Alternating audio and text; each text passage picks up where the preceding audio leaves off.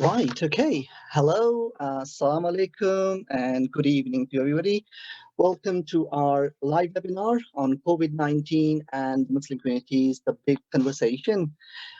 Before we begin, I'd just like to mention my name is Dr. Rashid Latif. I'm a GP and part of the British Islamic Medical Association, and I'll be your host for the webinar today.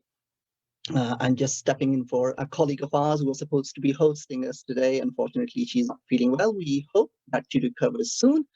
Um, so I'm joined with a few experts today from Public Health England, the NHS, and also the community leads. And we'll be having an open discussion on vaccine rollout and Muslim communities. The agenda for today has already been shared with all the people, the attendees and the panelists, but just to kind of revisit it. So I will introduce all our panelists in a short while. Between now and 6 p.m., we will have each of the panelists take around 5 to 6 minutes to give a brief presentation, a brief talk of what they've been up to, what are the things that they've been working on, and what are the challenges that they're facing. The After 6 and between 6 and 6:30, we will be taking on some of the questions. For the questions, you can post them in the chat box, or you can use the Q&A function of the webinar, and the panelists will be taking those questions as we go along. Right, okay, so the BAMI communities, as we all know, have been disproportionately affected by the COVID-19 pandemic. Muslims in UK make up about 1/3 of the BAMI community. We know that COVID vaccines promise to give us a realistic chance of successfully fighting this pandemic. However, the vaccine confidence, as we know, remains low amongst certain communities, and Muslim communities, unfortunately, is one of those. According to the ONS survey released recently, the first dose COVID-19 vaccination rates among the people who are aged 70 or above in England is lowest amongst the Muslims, coming up to around 17.3%. Also, the percentage vaccinated was quite low in certain ethnicities, particularly the Black African, Black Caribbean, the Bangladeshi, and the Pakistani backgrounds. So we will be introducing our panelists very shortly. We have got 8 panelists today, and I'd like to just quickly kick off, because we've got about 8 panelists to squeeze in 1 hour. And I will request all our panelists to kindly limit their talk to about 6 to 7 minutes at max, if possible. So we'll be starting off with Dr. Mohammed Wajid Akhtar, who is the Vice President of British Islamic Medical Association, and he's a GP as well. He will be talking about the medical views in relation to the vaccine, especially with the Ramadan coming up, and the challenges that the Muslim community has been facing regarding this. So over to you, Dr. Wajid Akhtar. Assalamu alaikum. Jazakallah khairan for having me here. I really appreciate the chance to say a few words on the vaccine and Ramadan. Like, I can summarize my entire talk into 2 statements. One is that there is an absolute majority of Islamic medical and scholarly opinion that says that taking the vaccine is not going to invalidate anyone's fast. But more importantly, if you don't take the vaccine, then you may catch COVID, and you won't just miss one fast because of potential side effects that you might get, or a bit of a sore arm that you need paracetamol for. You may end up missing the whole of the fasting month of Ramadan. You may become sick with long COVID, and you may end up missing multiple Ramadans, and a few won't make it, and they will miss every Ramadan forever. And that issue itself really encapsulates the difficulty we've had with COVID vaccines and communicating to the public really well in a microcosm. Because when you look at a problem in an unbalanced way, when you look at any situation with only the negatives on the table, with only the side effects, with only the fact that we're not aware of maybe long-term data, with only the scare stories, with only the concerns, legitimate though they may be. But when you only look at one problem from an unbalanced, one-sided, negative perspective, you fail to take into account the positives. You fail to take into account what the vaccines can enable you to do. And I think this is one thing that I would like to bring to the big conversation, is that I think it's time for us to flip the script. Let's not talk about or emphasize about the negatives. Let's not talk about the negatives where you might lose a day of fasting in a very extreme minority of people who get symptoms that might require them to take paracetamol, for example. But let's talk about what it enables you to do. It enables you to keep you and your family safe. It enables for you to keep your community, your neighbors safe. It enables you to potentially go on Hajj, where you'll need the vaccines. It enables you to fast with confidence for the rest of Ramadan and maybe for future Ramadans. And this applies to everything that we're doing when we talk about the narrative around the vaccines as well. We've got to put it in a balance, and that is a very not only a Islamic way of doing things, it's a evidence-based way of doing things. This is one time where faith and science go together. So when we reach out to the Muslim community, and especially because the Muslim community is so diverse, has a huge diversity of ethnicities, of ages, of genders, everything. There's just a huge range of thought and opinion in the Muslim community.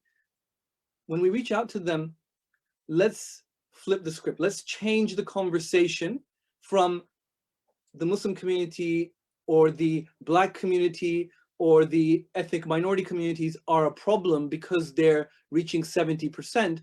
Actually, when I saw those statistics, I said, if after all the accounting for the unemployment, the education problems, the racial problems, the lack of access to healthcare, the trust problems, when you account for all these systemic issues and you put it together, 70% is actually within touching distance of a really good result. Let's be positive. Let's flip the script. Let's change the conversation so that we can reach more people, we can win more hearts and minds, and we can show them the benefits. So we can get the benefits as well as the side effects. We can give them an even balance to make those decisions for themselves. Thank you very much. Thank you so much, Dr. Wajid Akhtar, as articulate as ever, and talking about flipping the script really, and taking the positive messages from it. And so we'll quickly move over to Dr. Nayab Nasir from Public Health England. She is a healthcare public health program manager, and she'll be talking about why the vaccines are necessary for the younger people as we approach ages 50 and below, and why social distancing is still necessary, and possibly sharing some recent stats as well. So over to you, Dr. Nayab Nasir. If you're still with us. Thank you very much, Harshad. And yes, can you hear me? Yes, we can. Thank you. Yeah. Thank you very much, everyone. It's a pleasure to be here and talk about the importance of vaccination in such a difficult time.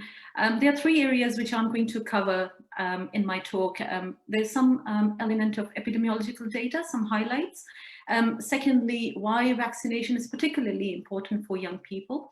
And thirdly, the importance of social distancing. So with epidemiological data, London has had, we are all aware, London has had the highest number of coronavirus death rate, third highest coronavirus death rate in the country. But I would like to take this opportunity to actually congratulate everyone on a very significant milestone that we have achieved together with the support of our community people as well as healthcare, which is that on the 28th of March, London received record of 0 deaths at the first time in the past, since September last year. It is also quite encouraging to see that the R rate has dropped below 1, it is 0.7 and 0.9, which is for a UK level information. And with reference to vaccination, more than 30 million people have received their first dose of vaccination, which makes about 45% of the population. So huge kudos to everyone involved in this success. 3 million people have received their second dose, which is again quite encouraging. But what I really want to emphasize and take the opportunity over here is to say, it is not an all persons disease. Young people are a very important segment of the community. And we know that in London, the age group with the highest number and rate of infections throughout the pandemic has been particularly between the ages of 20 and 29. So all the more reason that we need to take young people with us in the next steps of success to make sure that we overcome the pandemic. Our aim is that by the end of July, we provide vaccination to the entire adult population, which makes 18 and above. And currently we are providing a cohort up to 9, but the following cohort is going to be 10, 11, and 12. And what actually that means is that the cohort 10 is going to be the age range of people between the ages of 40 to 49. The 11th cohort is going to be between 30 and 39. And then the 12th one is going to be 18 and above. And it is also quite important to understand that young people who are above the age of 18, who have severe medical conditions, neurodisabilities, or respiratory problems, they have already been invited and have received these vaccinations. The second thing which I really want to emphasize is why vaccination is important. Some people may say they already have had COVID, but it is important to vaccinate because we do not know how long these natural antibodies will last, as it is still such a new disease. And one way, one may have antibodies or they may not, but if you do have antibodies, the vaccine will boost those antibodies so that they can last longer. And I would also say it's also a partly personal protection. For example, young people can get very ill and die with COVID-19, although it's really rare. However, through vaccination, you're partly protecting those who are your friends, relatives, and also more at risk of due to age, ethnicity, which you have kindly touched upon, and also the people with underlying conditions. There is evidence that vaccine helps severity of disease and also reduces mortality. But what I would like to likely share now is there is an early evidence that the vaccine may reduce transmission of COVID-19. So if you're vaccinated, then you're less likely to get COVID-19. Of course, it is in very early stages and the evidence is quite early, but I think this is important for us to understand the importance taking the vaccination process forward. And with regards to social distance, I would like to emphasize on the importance of hands, face, and space. Many people have had COVID-19 without symptoms or even some few symptoms. So it's possible to have it and not know, and therefore possible to infect someone without realizing. And in addition, the more people are vaccinated, particularly the younger ones, the less COVID-19 there will be. And then there is more chance for life to become more normal again and no more lockdowns. And in the end, I just want to sum up by sharing an African proverb. If you want to go fast, go alone. And if you want to go far, go together. Thank you very much. Thank you so much, Dr. Nayab Nasir. Really pertinent words there. And thank you so much for sharing that good news from London. It's amazing to hear that, that those are amazing statistics. I'd like to just add here, we've got about 62 attendees in the webinar already. So I'll take an opportunity to post a poll as our public health colleagues wanted us to do. So those of you who are on your tablets, you can click on the options which will appear on your screen now. There are a couple of questions. So this is a pre-webinar poll. So you can pick your options now. I'll give you about 15 seconds to do that. So the first question is, are you registered with the GP? The second question is, would you have the COVID-19 vaccine if offered today? Again, you can answer yes if you have already had the vaccine.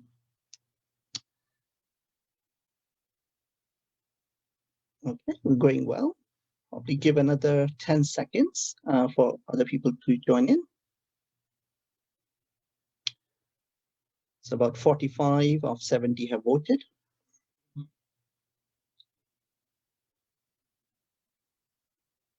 5 more seconds, and then we will put it to a close.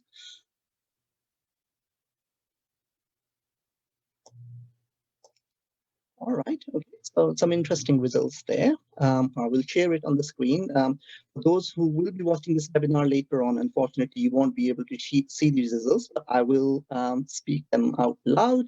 So 92% of the people said that they are registered with the GP, and only 8% said that they will not take the vaccine if it was offered today, and 8% are still unsure. Again, this is, of course, a very selective cohort we are talking about today, who had the invite to this program today. So thank you so much for filling in your answers there. I will now quickly move over to our next panelist, is Sister Rashidat Hassan. She is the Assistant General Secretary of the Muslim Council of Britain. She will be talking about the role of Muslim institutions in tackling COVID-19 and sharing some of her reflections from the great work that MCB has been doing throughout the pandemic. So over to you, Sister. Yeah, thank you very much for inviting me to this conversation.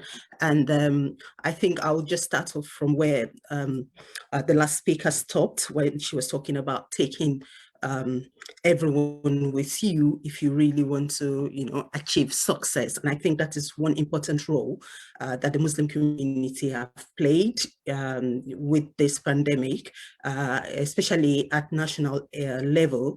The MCB has been, very proactive in serving certain role for the Muslim community. One was the role of supplying information and guidance on, what is happening, and giving support to the community. As Dr. Wajid said in his presentation, our community, and everybody knows this, has been disproportionately affected by the COVID. So it was very, very much needed that the MCB, took that proactive action of setting up a COVID response committee. And we had a lot of CRG around mental health, around barrier, around even the economic impact of the COVID on the community. And that was something that, went a long way in supporting the community, and that was even, copied by some other community outside of the UK. And aside from that, at the local level, you have all the affiliates and other Muslim organizations, both the ones that are affiliated to the MCB or not to the MCB, talking to their community, giving them information, giving people guidance, good guidance on how to handle information, how to ensure that we don't, pass on misinformation, and how to react when we are in a situation of crisis. And it was really, heartwarming for me to see how much the community quickly, reach out to the isolated, to the elderly, with a lot of programs online, a lot of initiative to ensure support for people and to encourage them, to disabuse them from taking up wrong information or even passing it on to others. And with the vaccine, it has also been the same thing. From my own local mosque, and I have seen that with a lot of other local Muslim organization and mosques. There's been a lot of enlightenment around what the vaccine is about, a lot of Q&A sessions with members of the community about the fears they have regarding the vaccine, what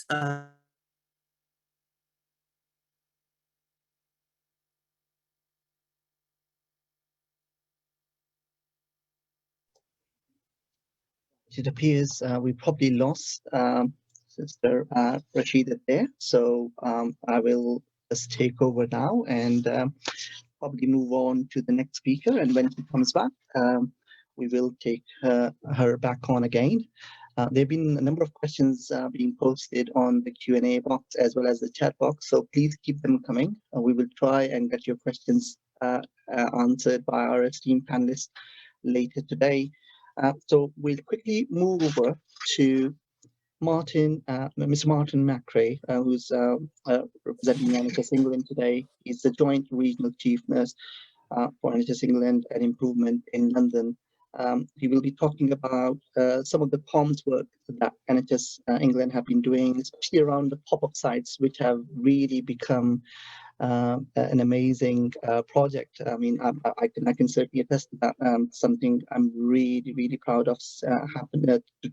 I'm really pleased to see happen in communities, and also we're talking about some of the issues that they have seen in the communities regarding vaccine uptake. So over to you, Mr. Martin McRae. Thank you so much. Asha, thank you. I hope you can hear me fine. And thank you all for giving your time to listen to tonight. I want to listen as much as I want to speak. In fact, I want to listen more. Because one of the themes that's come through already today and has been a repeated theme for me over the past few weeks and months since the first vaccine was given on the 8th of December, only 4 months ago, just less, is one of trust. That we need to build and grow trust. It's not just about having the vaccine, it's about building trust between services like mine in the NHS and those provided by some of my colleagues on this call, and making sure we're there for communities when they need them all the time, not just for a few weeks during a pandemic. So I want to talk about 3 things, including the pop-ups. And the first is just to understand my motivation. Because often what I've heard is people going, well, you just want us to have the vaccine so that we can get back to normal. It's not you want to look after us. Well, let's be very clear about my motivation. Like most healthcare professionals, when I started as a nurse, and it feels like a million years ago now, I did it because I wanted to look after people. There's no other motivation. I come from a good family. I could have picked any profession I wanted. And my mother was horrified when I said I wanted to be a nurse, I've got to say. But it's because I wanted to look after people, and I still want to look after people today. That's my motivation. I just have to do it for 9.5 million Londoners. And for the past 14 months, what I've seen in London is that some of our communities have been devastated by this virus more than others. It's not a fair virus. It doesn't treat us all equally. In fact, we were hearing that before. It's growing inequality. So Muslim colleagues on the call who come from communities who have been far worse affected by this virus than others. And I can't bear to see that. I've seen, as we heard from my colleague in public health, that we had a day at the end of March where we had no deaths. But we've seen 18,000 Londoners die of COVID. And I can't bear to see more. And therefore, if you have family who have had the chance to have the vaccine but haven't had it yet, they're at risk.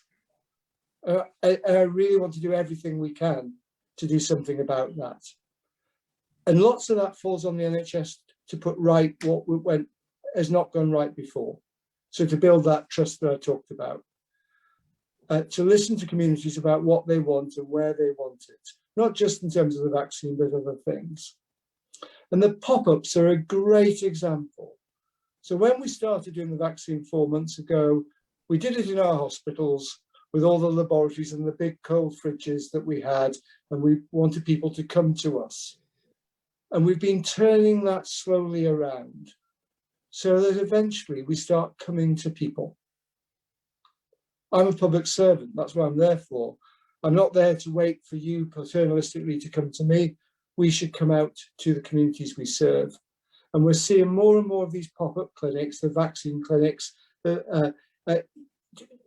in places where people live and work and have their everyday lives. So yes, in mosques, in community centres, in local places where people trust, delivered by people that people trust. And that's so key. So we heard from a doctor colleague just now, far more credible than I'll ever be in many communities. And we need to make sure that we provide credible services long beyond this COVID pandemic. And therefore, I'll finish by reflecting on that survey that you've just done. And I could have gone, great, 88% have had the vaccine or are going to have it. That's brilliant. My job's done, I'll go home. That's not what I'm saying. Because people want to hear from people they trust. And if you as an audience think that the vaccine is a good thing, then go and tell those people in your community who are still thinking about it. You be the voice, the trusted voice of the vaccine program. So the lady who cleans the offices where I work on an evening tells me, she says she goes home and says, the chief nurse said that I'm to have the vaccine. And sometimes that works, but often it's because your neighbour said it or your loved one said it. And I was talking to a family only the other day in a vaccine centre, and I was asking a very elderly lady why she'd come. And she said, because my son said so and he loves me. And the power of that is far more powerful than I can ever be. So yes, we have to build trust. We have to be there for communities when we need them. But we also need others to speak on our behalf about the power and the safety and the efficacy of this great vaccine. Thanks, Ashad. I'll stop there. Thank you so much, Martin. And some really thoughtful comments there at the end. So it's not just about the message, but also the messenger. It's not just about getting the vaccines. It's about trust building. So food for thought there, definitely. Thank you so much for taking your time out and sharing your thoughts and the great work that you guys are doing across the country. Right, over to our next speaker, and I'm glad to say we are on time, which is amazing. never hosted any meeting where everyone's keeping to their time. It's great. So over to Sheikh Nur Muhammad, who is an Imam from the Al Abbas Center, and he will be talking about the experience of being the first mosque to offer the vaccination to act as a vaccination site, and some learnings and insights from that. So over to you, Sheikh. Thank you. Assalamu alaikum wa rahmatullahi ta'ala wa barakatuhu. May peace be with you all, my dear brothers and sisters. And it is indeed a great pleasure and honor to be with these co-panelists this afternoon and to share our experience as Al Abbas Islamic Center, the first mosque to be converted into vaccination center in the entire United Kingdom, if not the entire world. What I would like to talk about are really three things. First is to look at our main motivations for converting our mosque into a vaccination center. And secondly, it's just to look at how has it been so far.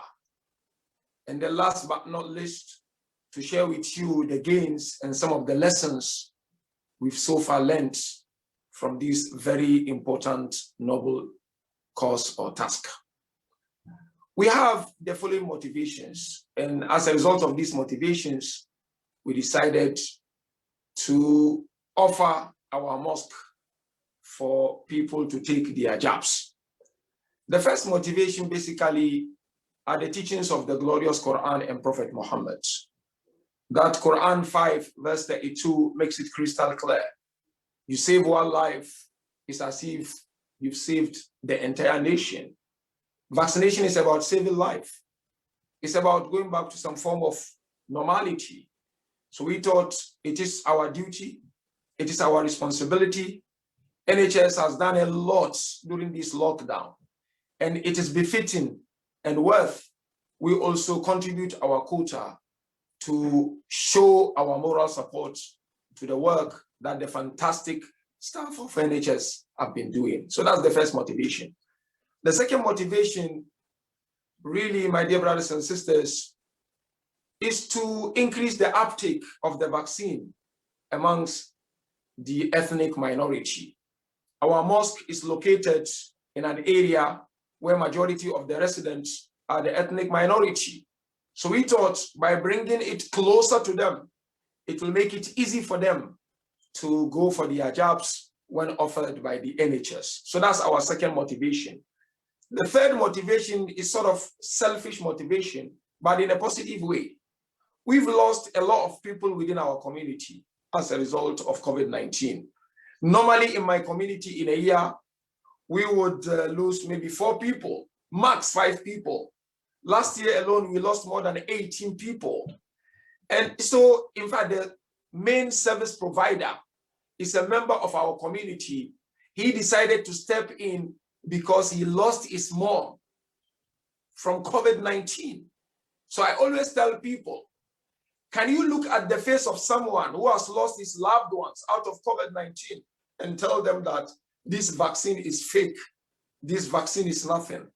So this is the third motivation, really sort of selfish, but I think it's crucial and it's important. And then the fourth motivation is to dispel fake news. Fake news has been making so many rounds. Now and then you will receive news from someone.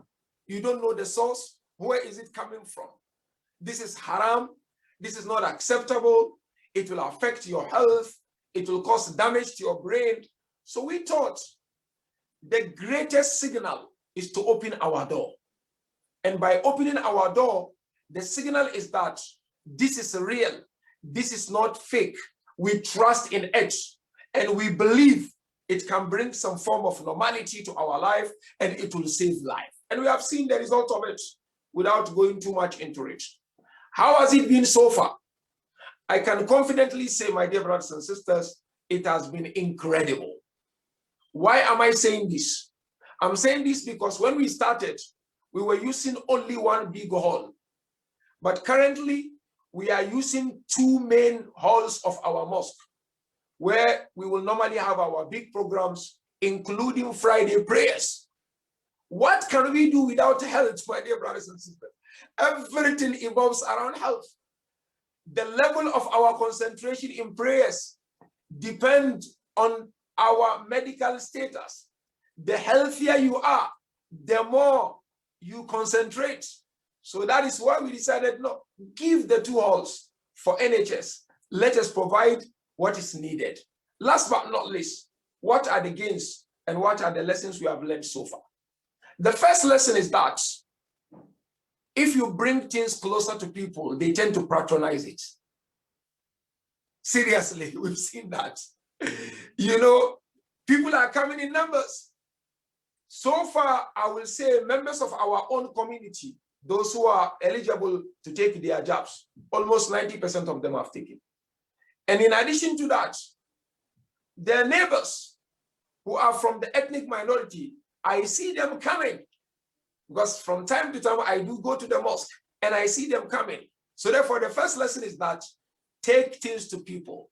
It will help them a lot. As the Holy Prophet Muhammad mentioned, I am a medical doctor who goes around with my medication. I don't sit for people to come to me. I go to people. So that is the first gain. And I would really encourage NHS to keep doing that. The second gain and lesson we've learned from that, it brought us together as faith-based communities in the sense that we received calls, not only from mosques, not only from Muslims, from Sikhs, from Hindus. How did you secure the approval from the NHS? We would like to do the same. And currently, the same service provider at our mosque is helping one other mosque in Birmingham, and they are also providing the service. This is incredible, and we have learned this. And the last but not least gain really from this is what? That, you know, religious leaders are respected. They are respected. And so my message to all the religious leaders and faith leaders here is that keep talking. Do not give up. Keep doing it. You are central to your community and people listen to you. When you continue doing it, you'll be amazed how people will come to you. And I can vouch for that. I used to receive a lot of fake news, but ever since we started, I can hardly count the number of fake news coming to me because I've now opened the mosque. What else? So I encourage one and all, we should not get discouraged. Let's keep knocking the door and insist on knocking the door. It will eventually be opened. Thank you so much for the opportunity. Thank you so much, Sheikh. There some really pertinent words, and mashallah, I can see the passion in your speech, mashallah, and how you resolve, mashallah, is just amazing. I mean, there are so many things you've shared there, really, but I think the 3 C's that you touched on, the complacency, the convenience, the confidence, mashallah, is just amazing. So, if mosque is offering this, how can it be something which is not reliable? So amazing work there. I'd like to just add there, BIMA recently conducted a survey, and we had around 400 responses. And it didn't come as a surprise to us when you said that, people believe and follow and respect the scholars, because after NHS website and after GPs, the third most trusted source of information for people regarding COVID-19 vaccine was the local scholars, their trusted imams. So great work all around there, mashallah. May Allah Ta'ala bless you all. I'll quickly move over to now Brother Muhammad Kosbar, who is the chairman of Finsbury Park Mosque. Again, he will be sharing some of the great work that Finsbury Park Mosque has been doing in terms of engaging with the community. Over to you, brother. Jazakallah khair, brothers. Assalamu alaikum wa rahmatullahi wa barakatuh. Peace be upon you all. I'll start from where my colleague just ended. Of course, we went through very difficult and challenging time at our mosque, like any other mosque and any other communities. It was a very difficult year. Last year, we lost a lot of people from congregations, from people who volunteers their time and efforts in the mosque and so on. So not easy to forget what's happened last year. And this is why I just want to start by saying that our mosque, like many other mosques in the UK, is not just only a mosque. It is a community center where we reach out to not just only the Muslim community, but to the wider community as well. And this what the mosque should be. And this what the Prophet ﷺ teach us how our mosque should be. And during the pandemic last year, we had, like many other mosques in the country, we had to suspend all our activities. We have to suspend even prayers and close the mosque. Even before the government announced it, by the way, in the first lockdown, if you remember that, many mosques closed their doors before even the government announced that this should happen. And this because we felt the responsibility upon our shoulders after we lost people from users of the mosque and people who used to pray with us and so on. So we took the initiative and the responsibility and closed our mosque. And we transfer all our efforts to help the community. In Finsbury Park Mosque, our mosque, during the first lockdown, we managed to distribute hot meal to local hospitals in the area. We managed to distribute hundreds of PPE equipment to London hospitals, about 4 or 5 hospitals.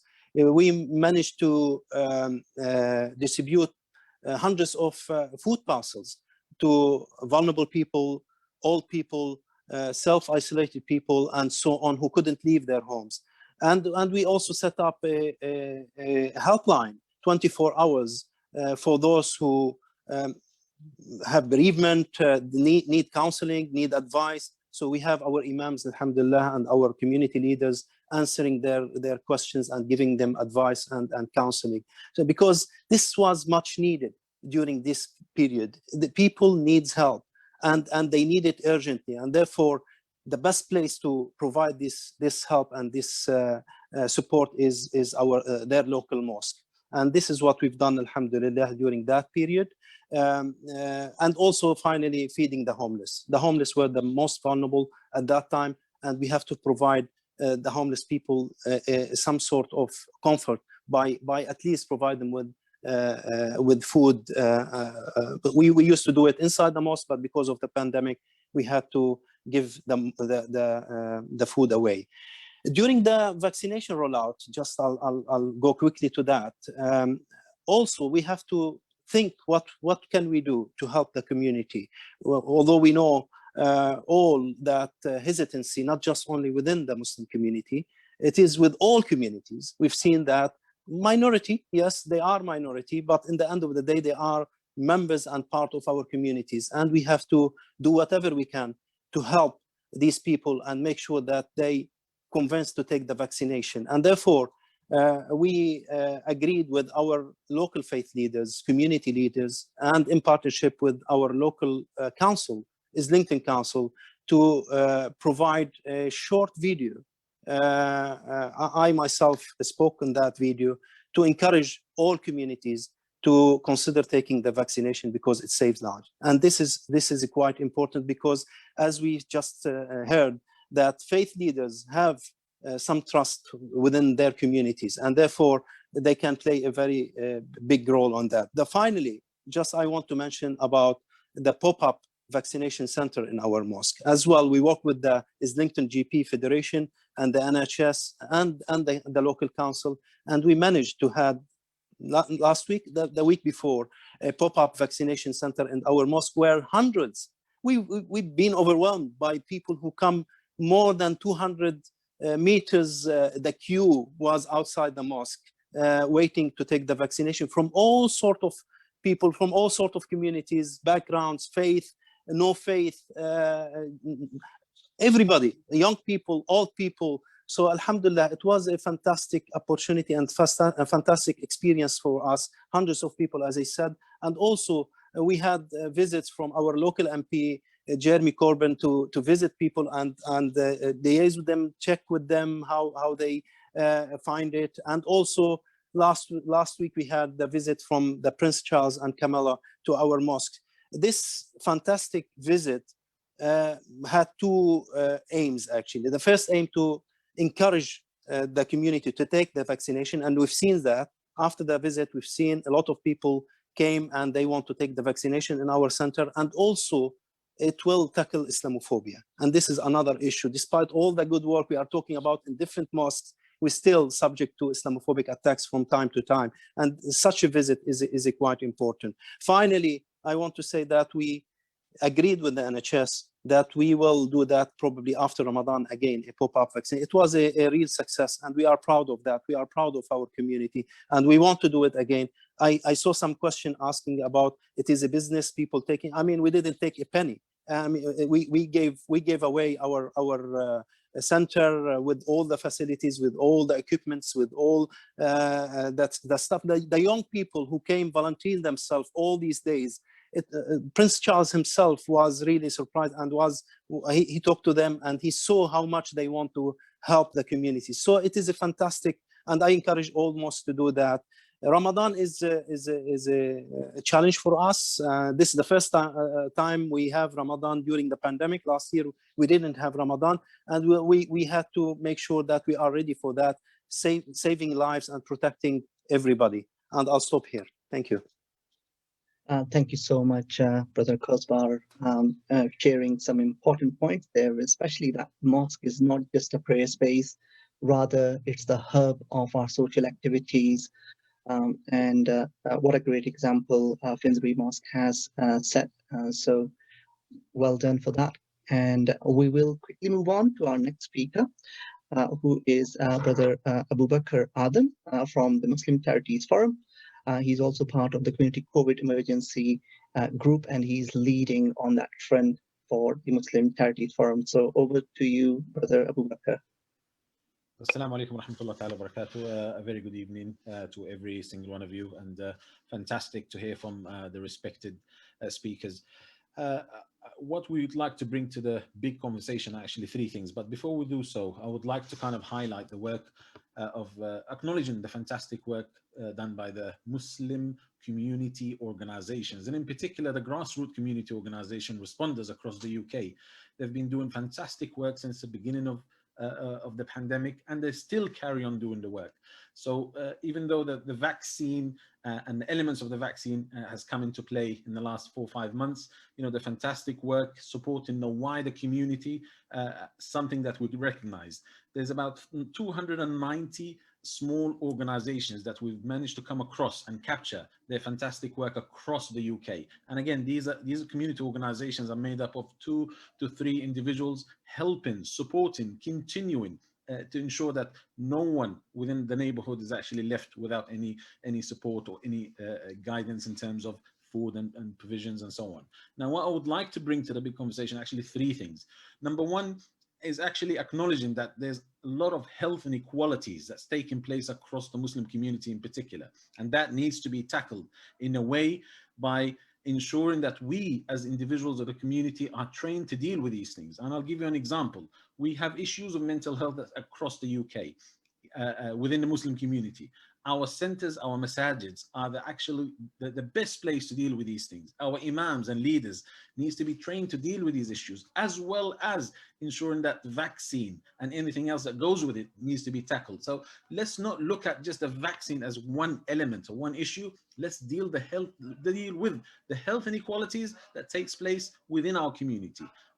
This is how a community will prosper health-wise, and also most importantly support the actual and practical support of the NHS is by actually ensuring we're doing our bit. The second thing I would like to bring into the big conversation is that we have a responsibility. We have as individuals, as communities, we have a responsibility towards our neighbors, towards our fellow human beings within a 3 to 4 or 5 mile radius.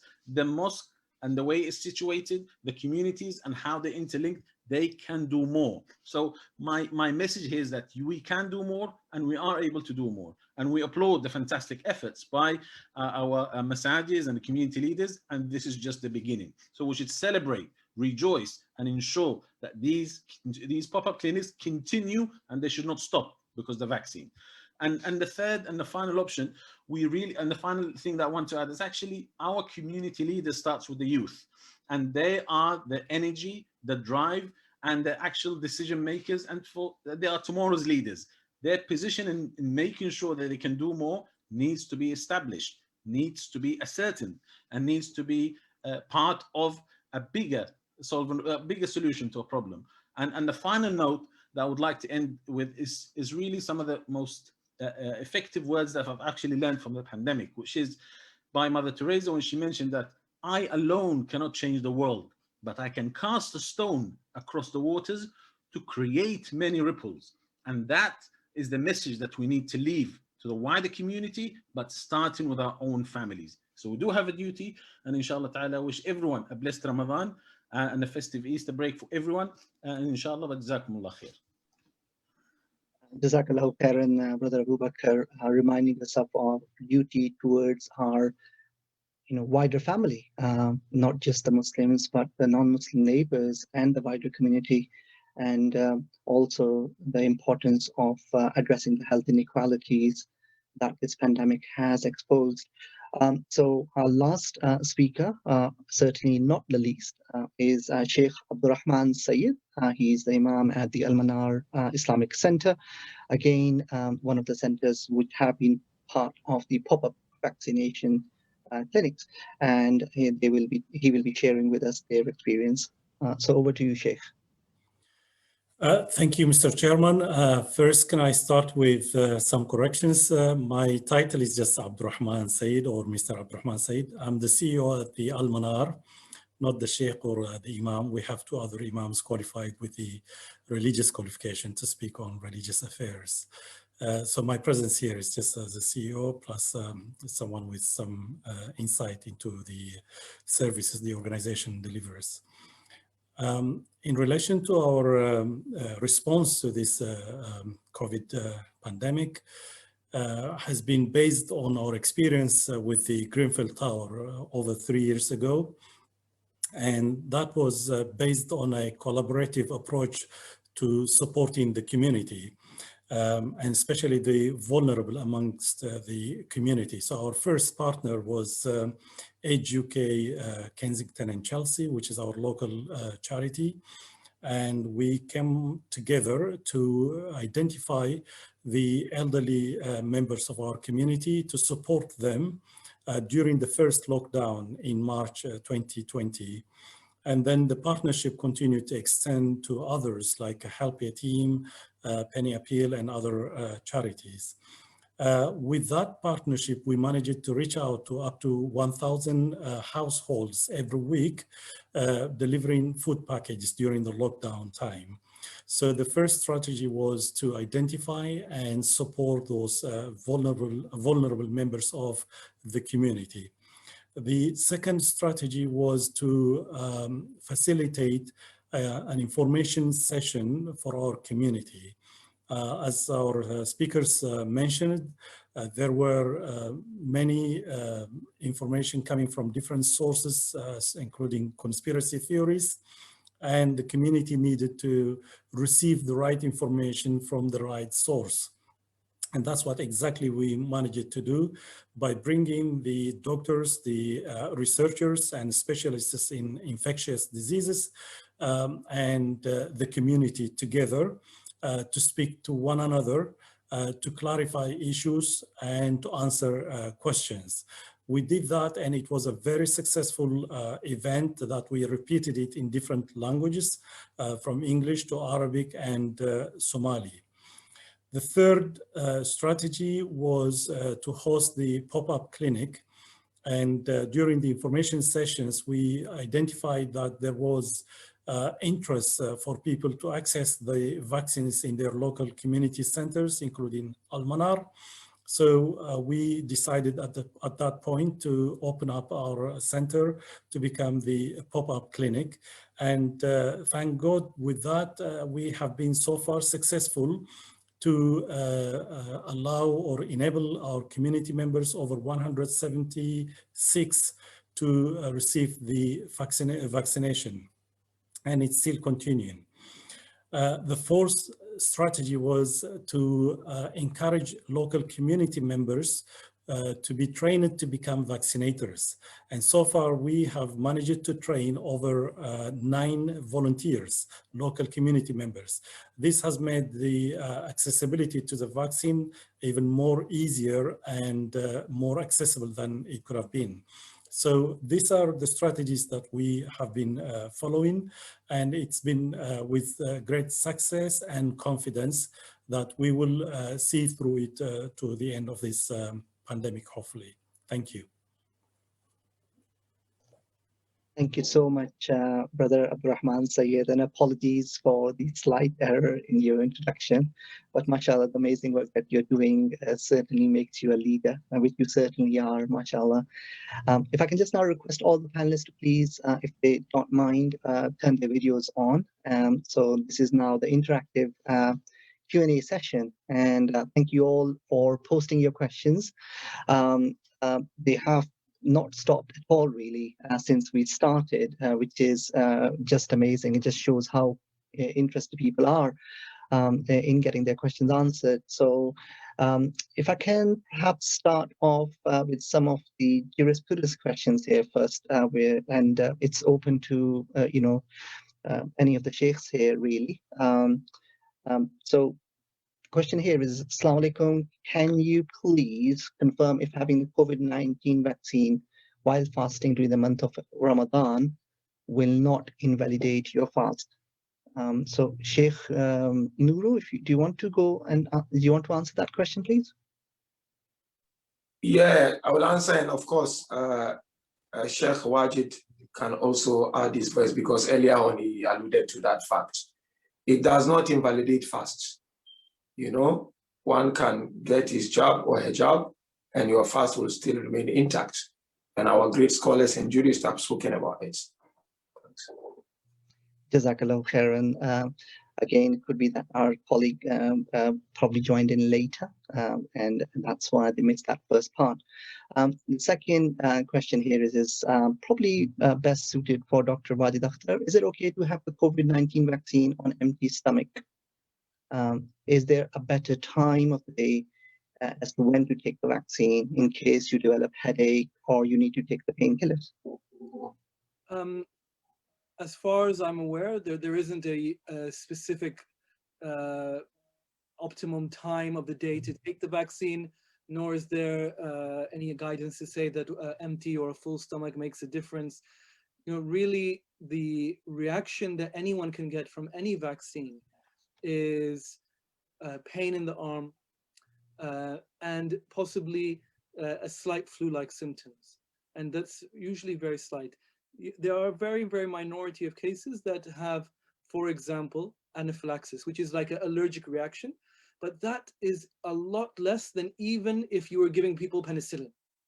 So when you compare it, if you gave the same number of people penicillin, a lot less people have got any kind of allergic reaction from the vaccine. The majority of people, they can just get on with it.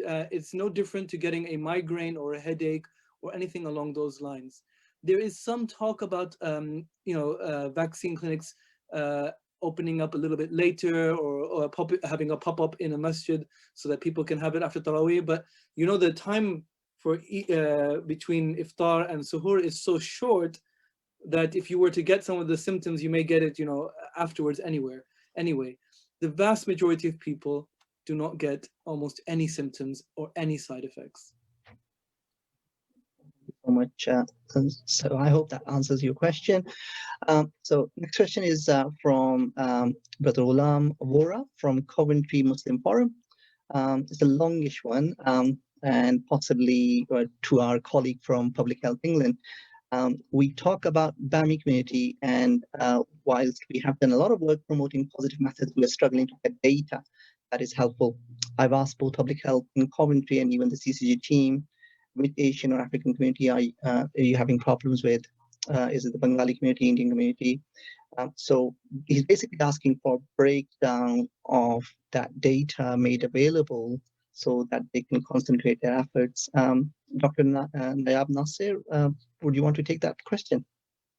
Yeah, I think data is one of those things which are where there can be a limited availability and stuff. And it could also be that there is so much happening already, and prioritization of the COVID response in different ways has been addressed. So it could be one of those things. But what I can do is I can get in touch with the gentleman and see how I can help around and make some links around the data side. But is this query more in relation to ethnic minorities per se? And is it because, is the data in relation to vaccination? What exactly is the question? I think it would be helpful to understand and then break it down where we can provide the data, surveillance and information which is there. Yeah, I mean, I do feel it's a very specific question to their particular area, but I gather you advise that they contact their relevant teams and then get data from them. Thank you so much for that. Right, I think the next question can be taken probably by Brother Muhammad Khosba.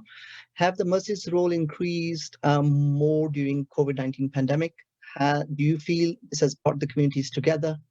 And what lessons have we learned as to how we can work together as communities from various backgrounds? Well, COVID-19, as we have challenges and difficulties, we had opportunities as well. And as Muslim community, as mosque, we had to take this opportunity. We reach out to many people we never saw them before near the mosque, actually.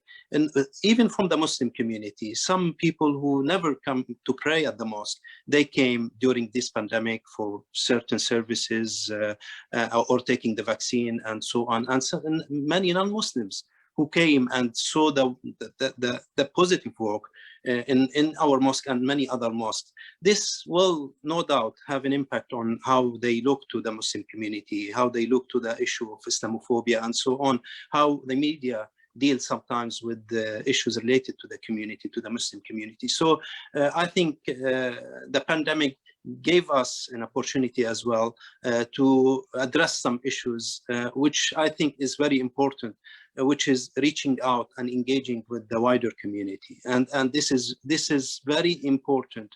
We as Muslims sometimes don't take this as something which we have to do. We just only mosque to come to pray and so on. No, our mosque is more than that. Our mosque is an opportunity for us to explain to people how we as Muslim, how we live, what we think about certain issues. And therefore, I think it is quite important to engage more and be creative. I mean, the first pandemic is different than the last, the first lockdown is different than the last lockdown. And now vaccination rollout is an opportunity again to engage, as we've seen in different mosques.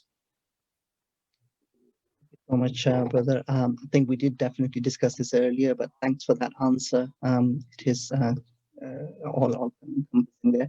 I think moving on to a bit of medical question, probably over to Dr. Mohammed Wajid Akhtar again. Do you think we will require a third dose of vaccine? Dr. Wajid, we can't hear you.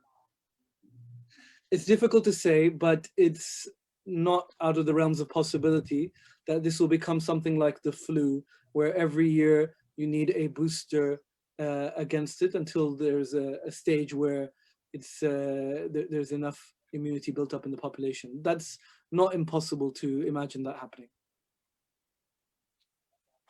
Thank you so much for that. In the chat box, I think there was a discussion going on about the imams showing and not telling people that the vaccine is safe. Just because this chat cannot be shared on Facebook or on a recorded video. Sheikh Nuru, you've answered that question already, but you want to just verbalize that so it is recorded and shared with other people who might tune in later. Yeah, thank you so much. Yes, that was a very wonderful conversation I had with one of the guests. You know, my main reason as to why I trust this vaccine is, number one, we've always trusted our GPs. We've always been going to the GPs for many, many years. The same GPs are telling us that, go for this. Why are we doubting them now?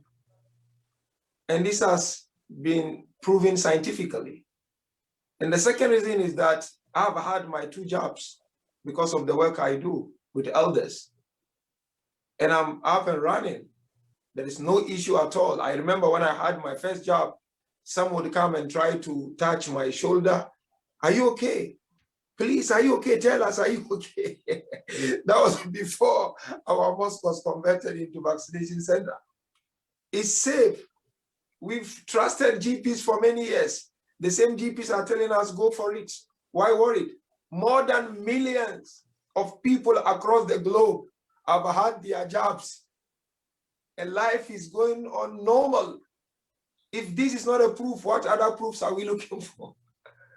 Thank you. Thank you so much for that. Now, just mindful of the fact that we've got limited time and it was advertised as 5 till 6 p.m. call. I'm more than happy if the panelists wanted to pick up any questions that they want to answer, really. I do have a lot of Islamic questions. I think they have been answered before. Perhaps, you know, I think we can probably reiterate. So Sheikh Noor, perhaps you can just mention how does that presence of ethanol correlate with Islam, Islamic teachings about permissibility? I think they're probably the attendees referring to the small amount of ethanol that is in the AstraZeneca vaccine. Yeah, no. I think all our great jurists from different schools of thought have spoken about this vaccine. There is nothing haram in this vaccine. Whatever product that is in this vaccine is acceptable. We normally rely on our jurists and they have spoken. So when it comes to haram, the vaccine is not haram, it's halal. It is lawful. I remember some of you was asking me some question that, can I go for Salat when I have my vaccine? I said, yes, of course. You can go for your Salat. So jurisprudentially, theologically, there is nothing wrong. Go for it, save your life, and save those around you. In fact, not going for it may have more consequences, you know? So we should not wait for that. Health is important and it is amanat. It is amanat. Quran makes it very clear. ثُمَّ لَتُسْأَلُنَّ يَوْمَئِذٍ عَنِ النَّعِيمِ. One of the ni'mah and the blessings of Allah is health, and we'll be questioned about this.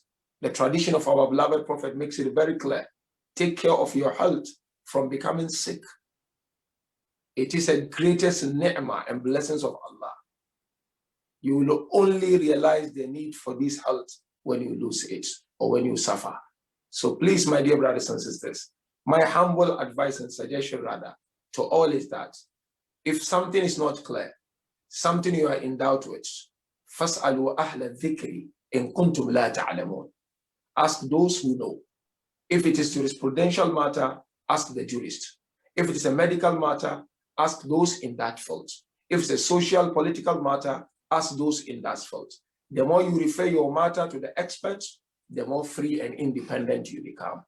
So please, my dear brothers and sisters, we are all together in this. And if we join our hands, we will be able to get to the light at the end of the tunnel. Thank you, Sheikh. I saw Brother Muhammad Kosbar raise his finger. Was it a question or do you want to add a comment? No, sorry, apologies. Right, okay. Right, a bit of a medical question, probably for Dr. Wajid Bakhtar again. If you have had COVID-19 virus, do you need the vaccine still? Do you still need to be vaccinated? Yes. The reason is because it's not clear how long you have the immunity from the first vaccine. So do you want to take a chance? Do you want to take a chance with your life, with the life of your loved ones, with the life of your neighbor? Why would you do that?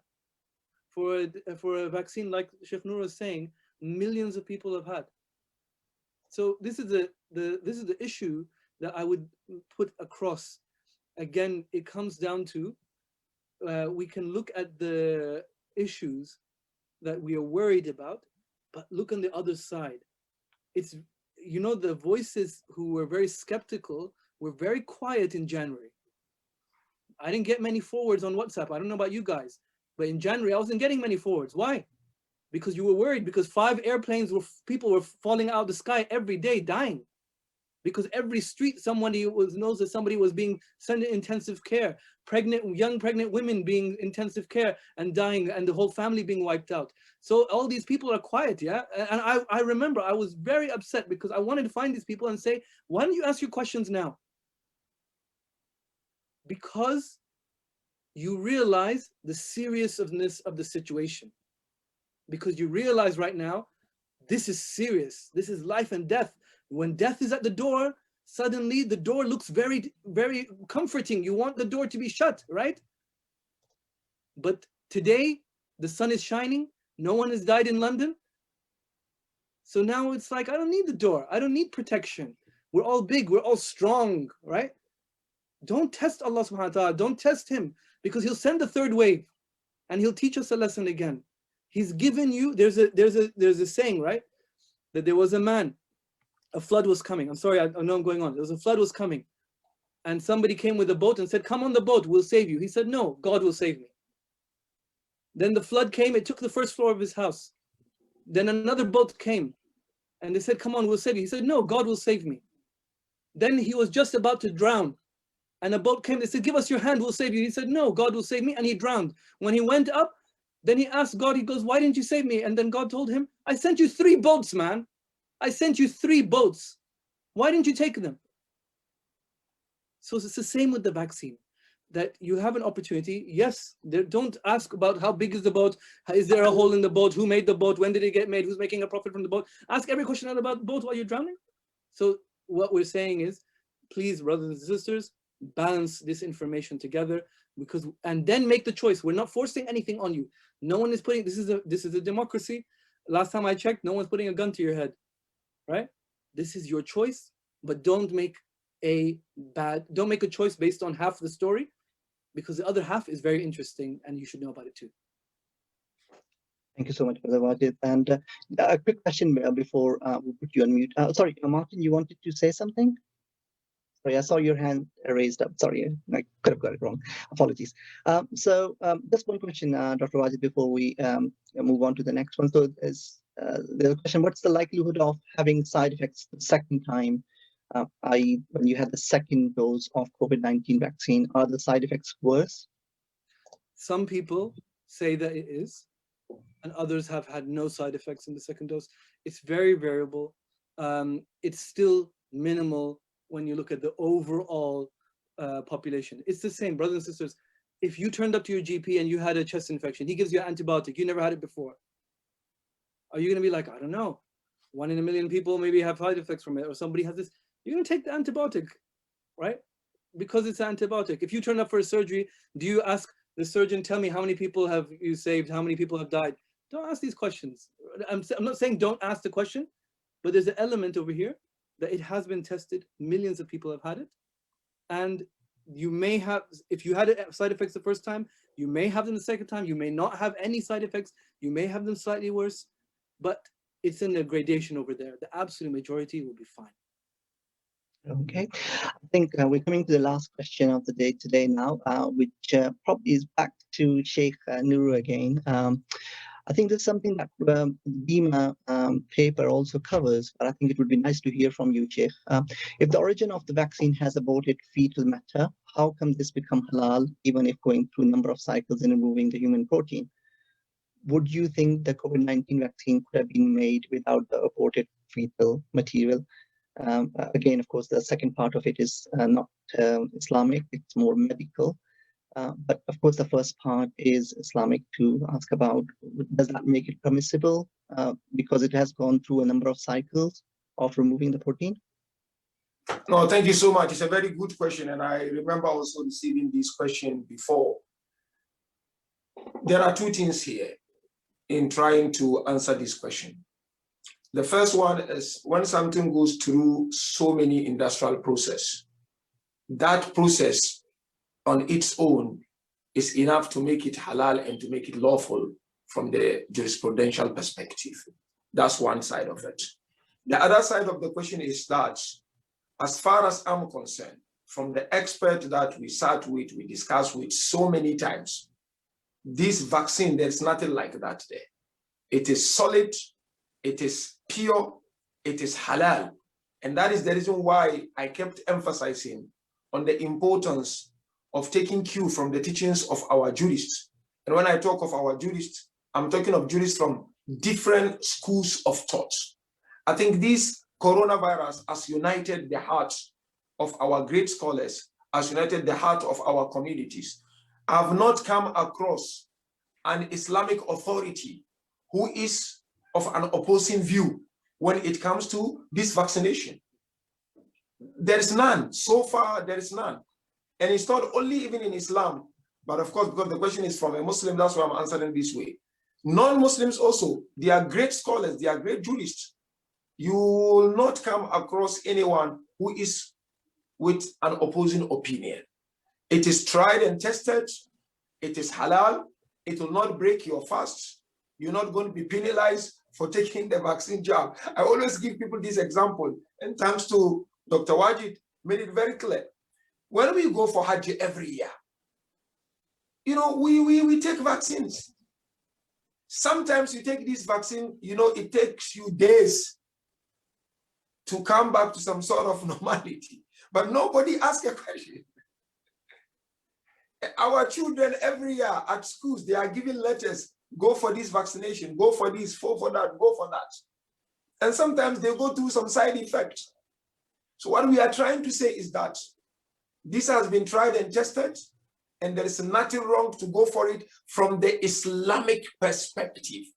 In fact, I'm just saying, in fact, not taking it, you may be questioned for not taking it. So it's better we go for it, and Allah will be happy with us, inshallah. Inshallah, Ta'ala. Thank you so much.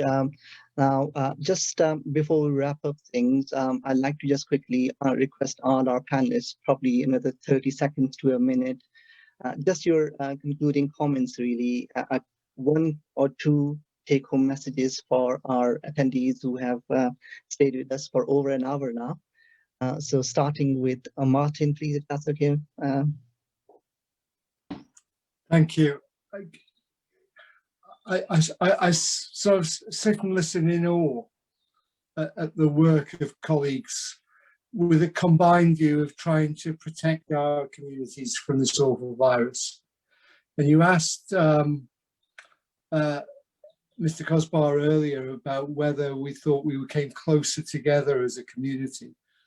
I think there's something on the NHS's behalf we need to celebrate louder and clearer the work of our Muslim brothers in what we've done and our Muslim sisters. I think it is just fabulous. And if we can continue to repeat this partnership, we'll be a better society, not just a healthier one, but a better one all round. So thank you for giving me some time to listen to you today. Thank you so much, Martin. Dr. Nayab Nasser? I 100% second Martin's thoughts, and at the same time, I would also like to congratulate everyone for being so patient and asking such intelligent questions, informative questions, which are not only personal, but they affect the entire community. And I welcome such questions coming forward, because unless they are being asked, clarity would not have been raised. So I'm really thankful to the panel, and also for the opportunity for the NHS, for Public Health England as expert, to come here and actually talk and clarify any of the queries. And I would say it is all about collective effort. No one is going to say take credit for anything. It's all a collective effort with the healthcare, with the community, with people. And if we have come this far, it is with the people, because they have been able to protect themselves by following the rules and regulations. And I do hope that we continue to do that in the coming times. Thank you. Thank you so much, Dr. Nasser, for taking your time out today. And Brother Muhammad Kosba, final comment, please. Yeah, two things. First, about what Martin just mentioned about engaging and working together. Actually, we have our stakeholders from the NHS, from the local council, from the police, and we as a Muslim community, as mosque, I think it's very important for us to engage with our stakeholders, because if we engage with them, we reach out to the wider community more, and we can do much better work together. This one thing. The other thing is about Ramadan. I'd like to say to all brothers and sisters who watching us or hearing us today, this Ramadan will be different, and mosques will deal with this Ramadan in a different way. I hope that they can be patient. I hope that they understand the measures and the steps the mosque will be taking. It is for their interest, for their health, and for their safety. And I hope that, because you know, it will be less, for example, less people coming because there is no spaces. 25% or 30% of the capacity will be in mosque. So please be patient and understand the steps the mosque is taking, because we have to deal with a situation which we never dealt with. So my advice to all, please make sure that you don't fight with your mosque committee or volunteers. They are there to help you, inshallah. Allah, thank you so much. And those of you who are looking at your screens might have realized that we've started a second poll. So I would be really grateful if you could now answer the questions again. One is, of course, would you have the COVID-19 vaccine now if offered today after listening to the speeches and talks? And of course, if you still got some concerns regarding the COVID vaccine, would you want to just share those with us? So I'll keep this polling on for another 15 seconds. Now, Sister Rashidat Hassan, any parting comments? Yeah, first let me apologize for the network issue I had, which made me cut mid midway. Anyway, what I want to say is somebody asked a question about the mosque and the Muslim community, about how much the activity, the COVID-19 has increased the work of the mosque. I want to say that what the COVID has done is to highlight just how important and how much work the mosque and the Muslim community is involved in within the community. And what that also is suggesting is that there is quite a lot of potentials, you know, to do more and to in different areas, not only in terms of the COVID situation. Like I said, there was a lot of intervention around mental health, around financial implication of the COVID, and you know, the disproportionate impact of it in the community, and helping people to actually deal with their concern. So a lot of time people have genuine fear. Yes, there are misinformation and a lot of what do you call was a conspiracy theory out there that, you know, influence people, but also there are people who have genuine concern. And the Muslim community, the mosques, the Muslim organizations have been involved in the process of helping people to deal with this concern, to understand them, and to appreciate why they should take the vaccine. I've taken my vaccine. I was one of the people that took it very earlier on. I took the first one. And when I did, I took a picture of myself. I shared it with my contacts, and I let people know that, you know, I didn't have any side effect. I'm waiting to take the second one. And I've been at places where people have asked questions, and you can see the genuineness of wanting to know, what are the content of this? Why do I have to take it? How does it help me? And once they've gotten the answer, a lot of them have gone out to take the vaccine, and we should continue in that line. Thank you so much, Sister Rashida. Brother Abu Bakr? Assalamu alaikum. I'll keep it very brief. And this is the message to the community, individuals, and every single one of us.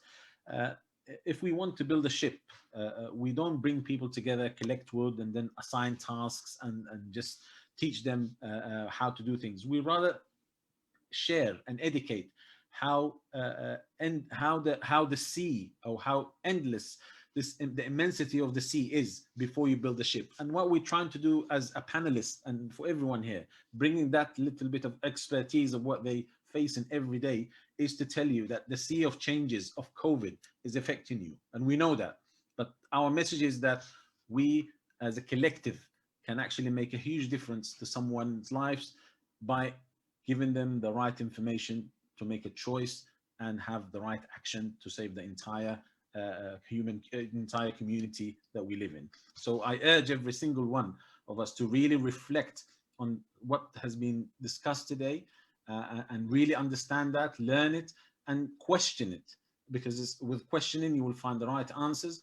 But you know, no doubt that it will be in the right direction to save every single one. And none of us is as smart as all of us. But thank you, and Jazakumullah khair. Thank you so much, Brother Abu Bakr, for those words of wisdom, mashallah. Jazakallah khairan. Brother Abdurrahman Sayyid?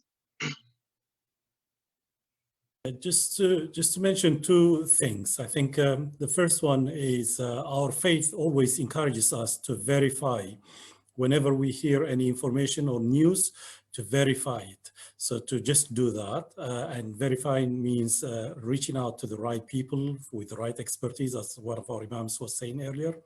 The second issue or point is for our institutions to appreciate the importance of a collaborative approach to addressing issues at the community or society levels. We found this very helpful during crisis times, during emergencies and so on.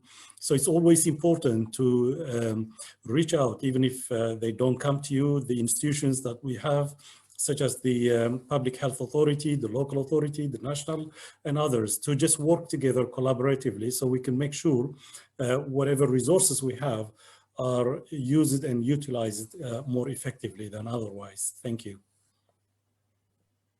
Thank you so much. The timely advice there to verify before you amplify. Very, very pertinent words there. And last, but certainly not least, Dr. Wajid Akhtar, any parting remarks? I've already, I had my little go earlier. I'm happy. Jazakallah khairan. Thank you so much. With that, I'd like to thank all the attendees and especially our esteemed panelists for attending the webinar and sharing the amazing work that they have been doing and their insights.